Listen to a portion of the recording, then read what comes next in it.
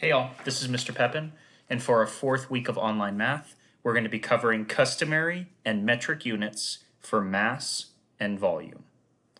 Quick review. Customary units are used inside the United States.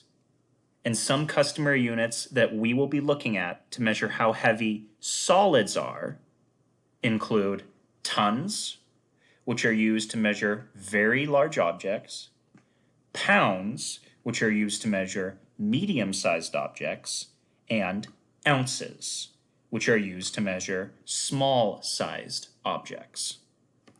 In addition to customary units to measure solids, some will be used to measure how much space a liquid takes up. These will be customary units involving volume. We use gallons to measure large amounts, quarts and pints to measure medium amounts, and cups and fluid ounces to measure small amounts. Notice that ounces can be used to measure solids and liquids. You just have to specify which state of matter you're using them for. If you're using them to measure solids, you simply say ounces. If you're using them to measure liquids, you say fluid ounces.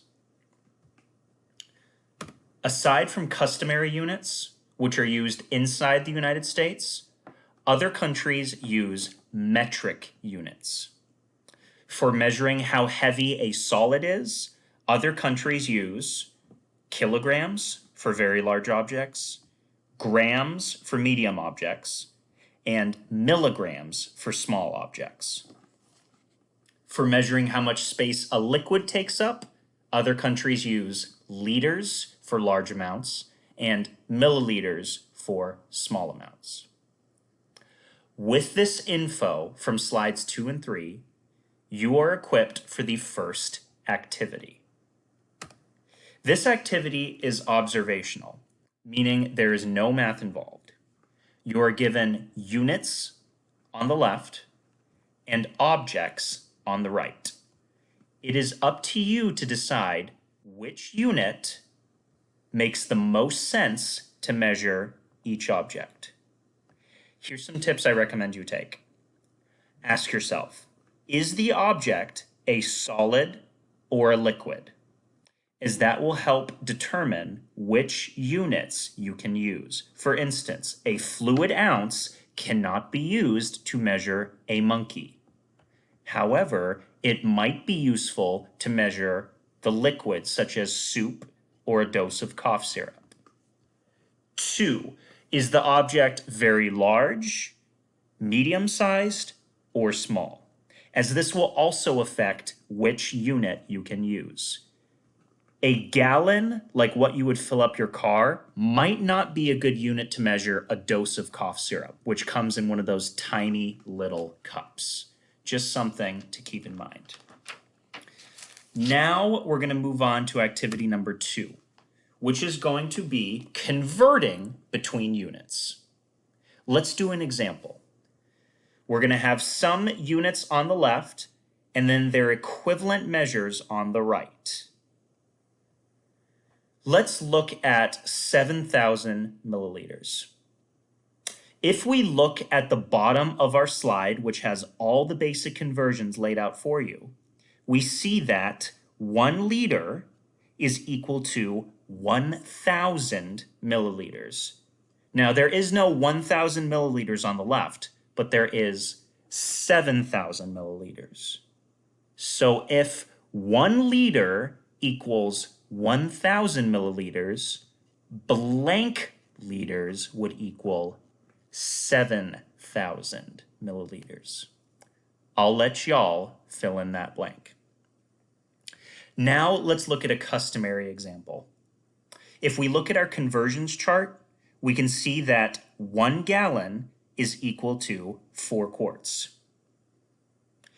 If 1 gallon is equal to 4 quarts, how can we use that to figure out how many quarts are in 5 gallons?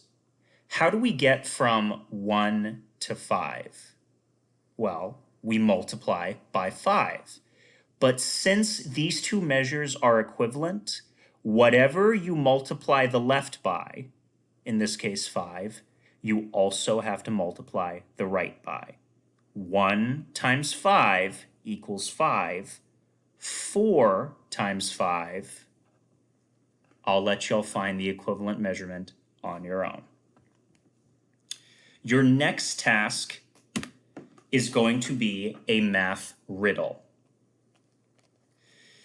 There are going to be 6 containers, and each container holds a different amount of liquid. It is up to you to find the container that matches all of the clues. I'll give you a hint, though, that'll make this riddle easier to solve. If we know that 1 liter is equal to 1,000 milliliters, how can we convert our measurements so that all of them use the same units? That way, we can compare apples to apples instead of apples to oranges. I would recommend converting all the measurements into milliliters. I have already done one for you here, converting 1 liter into 1,000 milliliters. It is up to you to finish for container C and container F. Last but not least, we have our conversion tables. We should be familiar with these since we used them last week as well. We have one set of units on the left, in this case gallons, and another set on the right, in this case pints. Let's take a look at this example and try to fill in the next blank, 4 gallons. If 1 gallon is equal to, let me set this up the right way first. If 1 gallon is equal to 8 pints, how can we use this to figure out how many pints are in 4 gallons? Well, let's ask ourselves, how do we get from 1 to 4? We multiply by 4 because 1 times 4 equals 4. But remember, these two measures are equivalent. So whatever you do to the left side, you also have to do to the right. So if we multiply the left side by 4, we also have to multiply the right side by 4. So 4 gallons would be equal to 8 pints times 4. I'll let y'all fill in the rest of that.